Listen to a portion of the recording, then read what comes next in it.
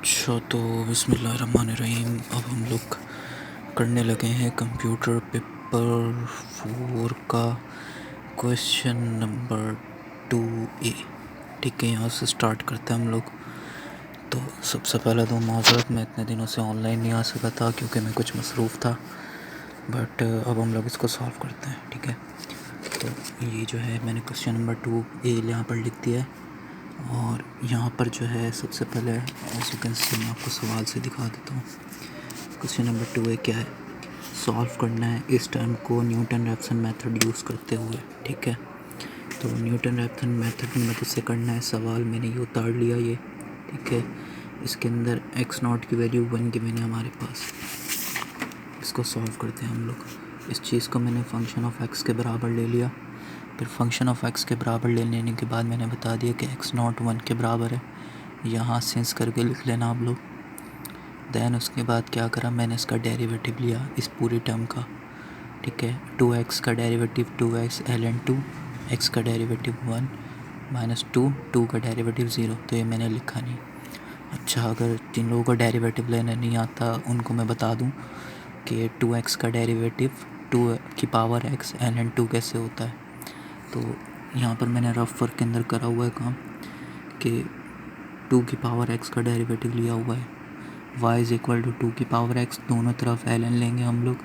ln लेने के बाद ln y का डेरिवेटिव ये आ जाएगा इज़ इक्वल टू ln 2 का ln 2 आ जाएगा यहाँ पर। ठीक है, दैन उसके बाद क्या करेंगे, इसको मज़ीद सिंप्लीफाई करेंगे और इस तरीके से हमें पता चल गया 2 की पावर x का डेरिवेटिव क्या होता है, 2 की पावर x ln 2। तो ठीक है, ये हमने यहाँ पर डेरिवेटिव ले लिया इसको। अच्छा, डेरिवेटिव ले लेने के बाद क्या करा, x0 की वैल्यू हमें पता है 1 है। तो यहाँ क्या करना है, फंक्शन ऑफ x0 बना देते हैं।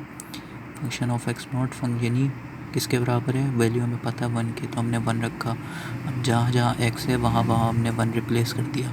सिर्फ पावर में x था तो यहाँ हमने 1 लिख दिया।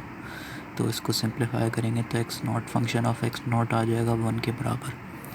ठीक है, तो उसके बाद हम लोग क्या करते हैं, डेरिवेटिव वाले को सॉल्व करते हैं। डेरिवेटिव हमारे पास ये आया था।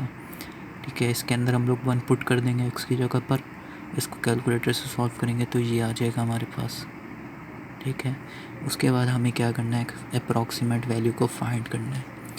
तो उसके लिए हम लोग ये फार्मूला यूज़ करते हैं, x1 is equal to x0 minus function of x0 divided by derivative of function of x0। अच्छा, x0 हमें पता है 1 के बराबर है, फंक्शन ऑफ x0 पता है 1 के बराबर है, function of derivative of x0 किसके बराबर है, ये रहा। ठीक है, 2.3862।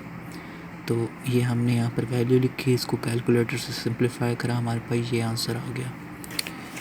अब उसके बाद क्या करना है हमें, देन अगेन हम लोग करते हैं इसको सॉल्व। हाँ, ये मैं इसको थोड़ा यहाँ पर खोल देता हूँ ताकि आप लोगों को नज़र आ जाए।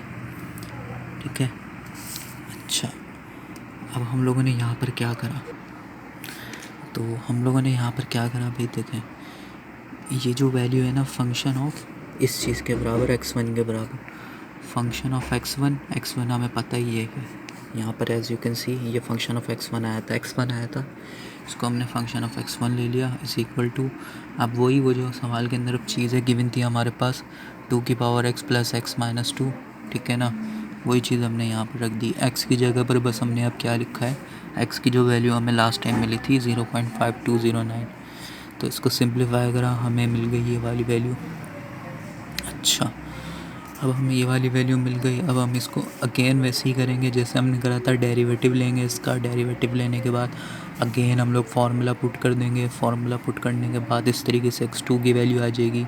और हम जो है ये जैसे ये वाले स्टेप हमने करे थे वही स्टेप हम लोग यहाँ पर कंटिन्यू रखेंगे। ठीक है ना, वही हमने पहले फंक्शन ऑफ x निकाला, फिर फंक्शन ऑफ x के बाद derivative of function of x निकाला। ठीक है, फिर इस तरीके से हमें x2 की वैल्यू मिल गई। जैसे हमने यहाँ पर करा था वही काम हमने यहाँ पर करा है। ठीक है, अब x2 की वैल्यू मिल गई। अब यही काम सेम हम किसके लिए करेंगे, x3 के लिए करेंगे। तो इसको ऐसे सिंप्लीफाई करेंगे, हमें मिल जाएगा x3। ठीक है, इस टाइप आप लोगों को उम्मीद है समझ में आ गया होगा। ये न्यूटन रैप्सन का है, इसी की मदद से जो है आप पूरी 5 ईयर के सवाल सॉल्व कर सकते हैं। तो अच्छा, अब हम लोगों को पता कैसे चलेगा कि हमारा आंसर आ चुका है। तो उसके लिए ज़रूरी है कि हम लोग देखें कि हमारे जो शुरू के 3 डिजिट्स हैं वो सेम आ रहे हैं या नहीं आ रहा है। पॉइंट के बाद के 3 डिजिट्स हमें देखने होंगे। तो हम देखते हैं x2 की वैल्यू के अंदर क्या आया था। पहले x1 से देखते हैं। 0.5209 था ना इसका क्या है 0.54329।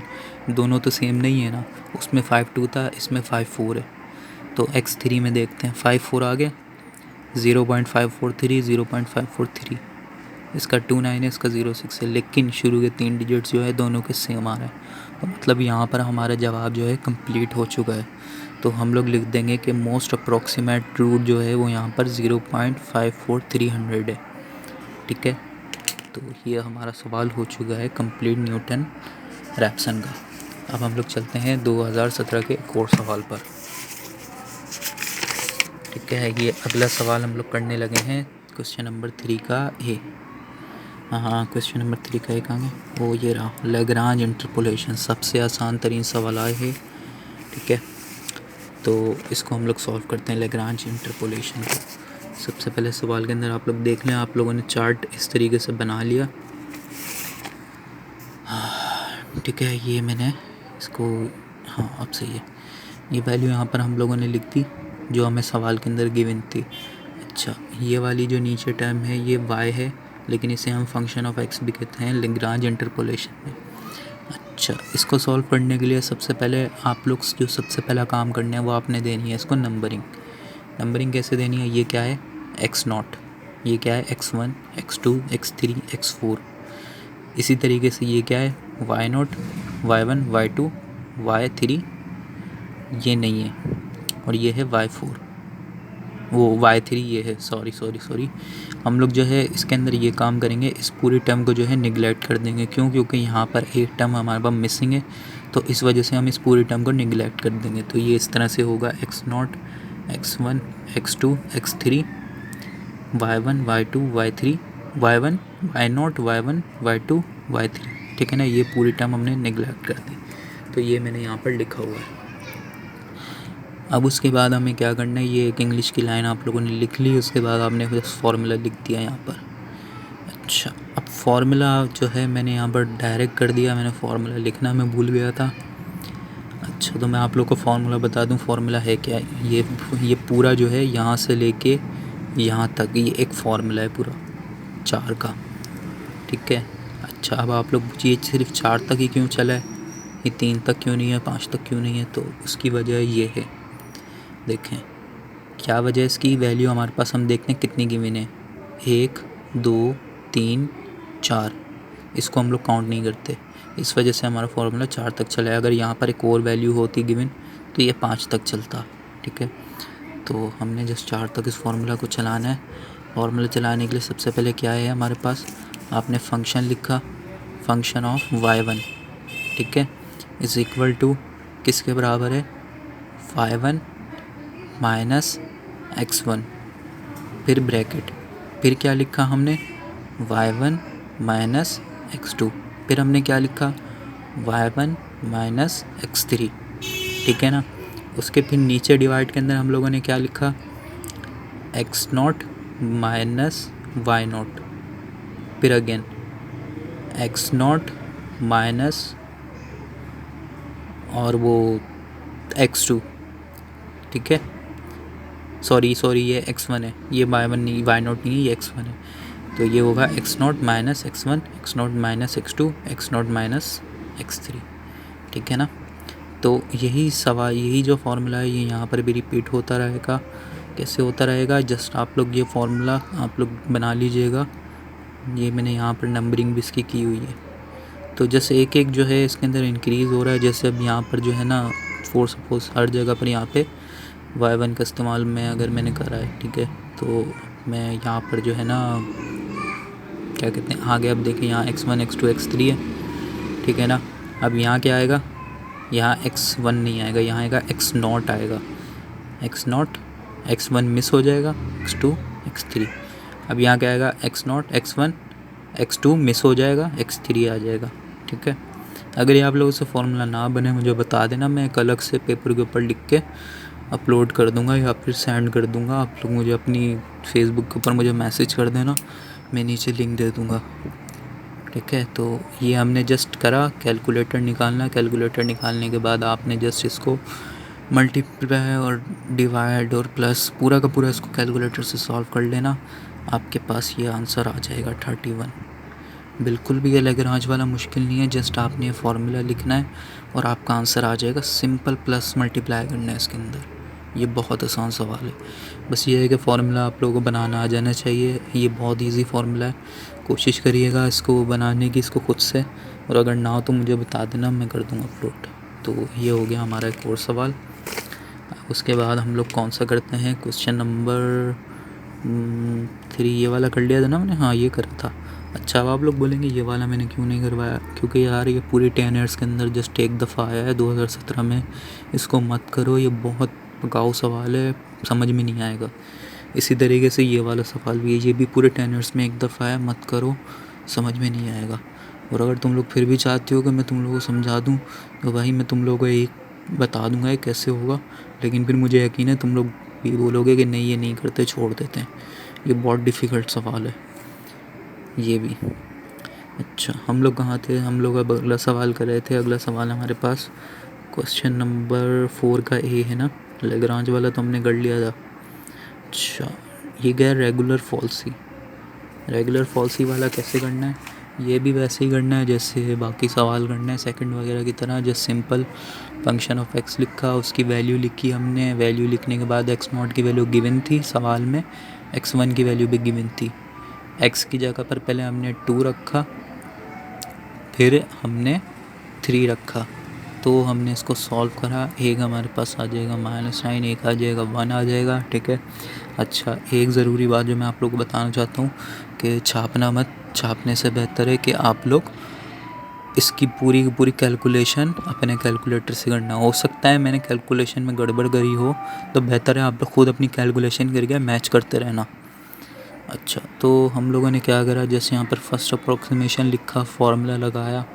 ठीक है, ये फार्मूला है, वैल्यू पुट करी, आ गया x2 हमारे पास। ठीक है, फिर हमने फंक्शन ऑफ x2 लिखा। फंक्शन ऑफ x2 के अंदर क्या करेंगे, 2.9 जो है इसके अंदर पुट कर देंगे और ये हमारे पास आ जाएगा फंक्शन ऑफ x2।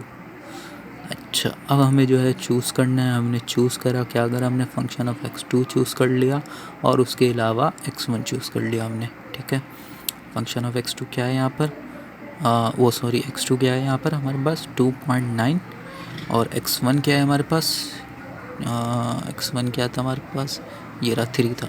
तो हमने इन दो को चूज़ कर लिया। इन दो को चूज़ क्यों करा मैं अभी आपको बताता हूँ। जैसे हम लोगों ने ऊपर 2 वैल्यू रख के आंसर निकाला था, वैसे भी यहाँ करते हैं हम लोग। ठीक है, यहाँ पर मैंने क्या करा, 2.9 रखा और इसको ये रखा, फिर हमने आंसर निकाल लिया। फंक्शन ऑफ 3 रखेंगे तो 1 आएगा, हमें पता है, हम पहले यहाँ पर रख के देख चुके हैं, तो मैंने इसको डायरेक्ट लिख दिया। अब हमें क्या रखना है यहाँ पर, 2.9।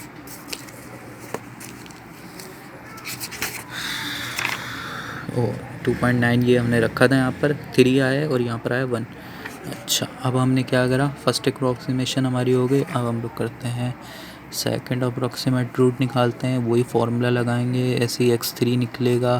फिर अगेन चूज़ करेंगे हम लोग, अगेन चूज़ करने के बाद फिर थर्ड अप्रोक्सीमेट आएगा, फिर अगेन वही काम होगा, फिर अगेन हम लोग जो है इसको सॉल्व करेंगे यहाँ तक। ठीक है, इसके बाद जब हमें आंसर मिल जाएगा तो हम इसको स्टॉप कर देंगे। अच्छा, आंसर इसका कैसे मिलता है, वही जो मैंने पहले भी आप लोगों को बताया है, वैल्यू सेम आ जाती है।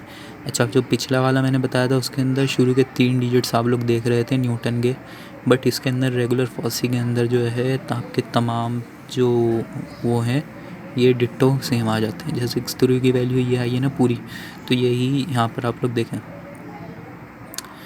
उप्स, सॉरी, मैंने गलत बोल दिया। x2 की वैल्यू क्या थी,